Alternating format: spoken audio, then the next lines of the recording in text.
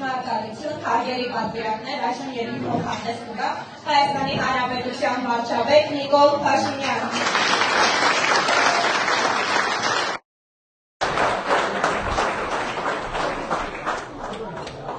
Շնորհակալ եմ շատ Սյունիքի մարզի հարգելի պատվիրակներ,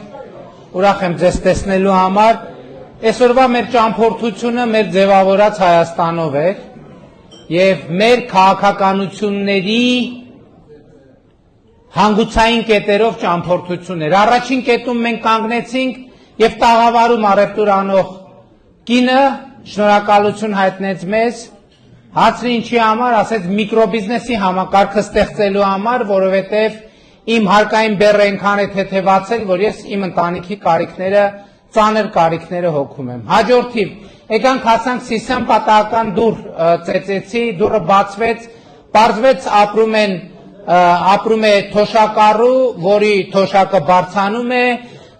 անկանխիկ առևտրով հետ վճարը ստանում է եւ առողջության ապահովագրության շահառուն է։ Հաջորդ դուռը փակեցի եւ բացեց երիտասարդ մայրիկ երեխան գրկին։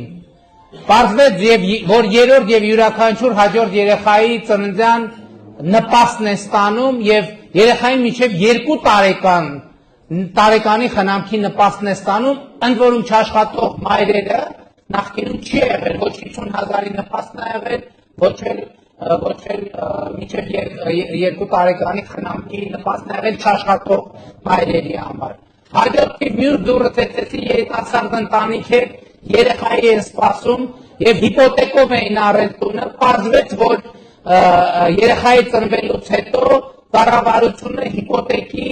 մարման միանվագ աջակցություն է ցուցաբերելու այդ ընտանիքին։ Համայնքներով ենք անցնում, համայնքները փոխվում են, Սյունիքի համայնքները, ներառյալ Մեղրին, Կապանը, Գորիսը, Սիսիանը եւ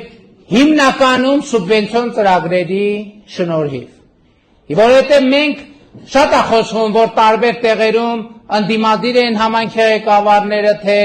պրոիշխանական ենք, մենք երբեք համայնքի ղեկավարի համար չենք ֆինանսավորում որևէ համայնք։ Մենք համայնքը ֆինանսավորում ենք բնակիչների համար, մեր սիրելի հայրենակիցների համար։ Մինչև հիմա ես ասում էի, կամ ընդամենը 2 օր առաջ ես ասում էի, որ մենք պետք է պաշտպանենք մեր ձևավորած Հայաստանը։ Հիմա այս դինամիկան փոխում է իմ կարծիքը։ Ես հիմա կարծում եմ, այսօրվա Հայաստանը առաջիկա ընտրություններում պետք է պաշտպանի ինքը իրեն։ Այսօրվա Հայաստանը առաջիկա ընտրություններում պետք է պաշտպանի ինքը իրեն, եւ ելի ուզում եմ ասել, նրանք ովքեր պատկերացնում են, թե Հայաստանում լինելու ինչպես իրենք ասում են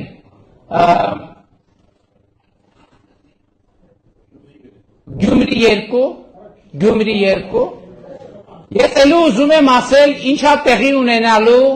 Հայաստանում 2026 թվականի հունիսի 7-ի ընտրությունների արդյունքներում։ Տեղի ունենալու